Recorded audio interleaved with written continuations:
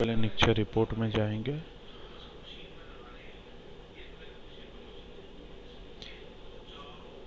Nikshay report में जाने के बाद पेशेंट मैनेजमेंट फॉर्म और उसमें डिफरेंशिएट टीबी केयर,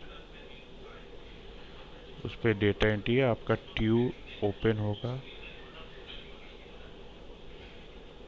फिर जिस हेल्थ फैसिलिटी का भरना चाह रहे हैं उस हेल्थ फैसिलिटी को सेलेक्ट कर लेंगे अपने टीबी यूनिट के अंतर्गत। सिर्फ यहाँ पल्मोनरी मरीजों का ही एंट्री करना है, तो यहाँ पे पेशेंट आईडी डालेंगे। फिर यहाँ पेशेंट नेम डालेंगे।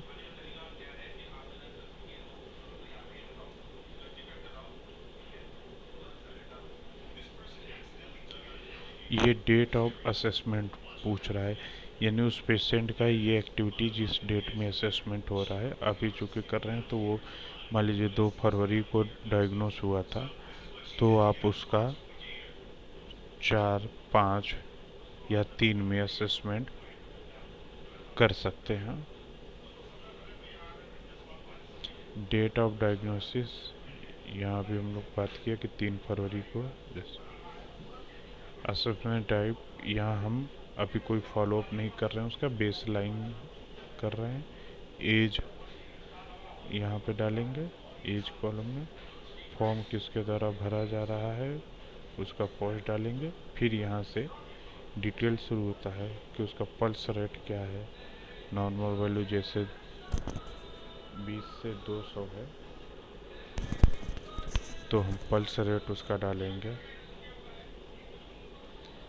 फिर बॉडी टेम्परेचर पूछा जाता है तो हम बॉडी टेम्परेचर वहाँ उसका डालते हैं। ये हमारा उसके बाद पूछते हैं ब्लड प्रेशर। ये ऊपर की वैल्यू 120 और नीचे की 80 नॉर्मल होती है। ये ब्लड प्रेशर का हमें एंट्री करना आता है।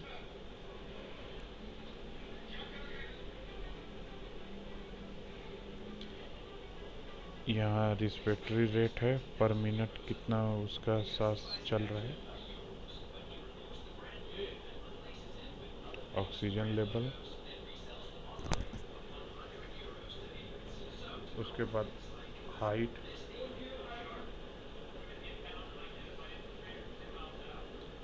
वेट,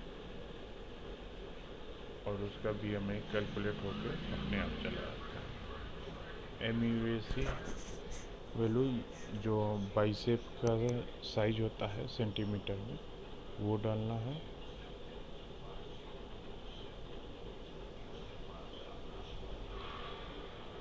ऊपर हमने डाल दिया था।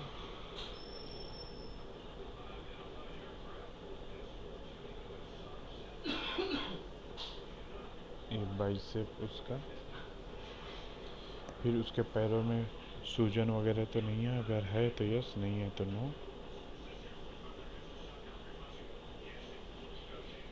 General condition conscious and normal है, उसको जॉन्डिस वगैरह तो नहीं है, अगर है तो यस, नहीं तो नो। हीमोग्लोबिन लेवल उसका, WBC वैल्यू पता है तो।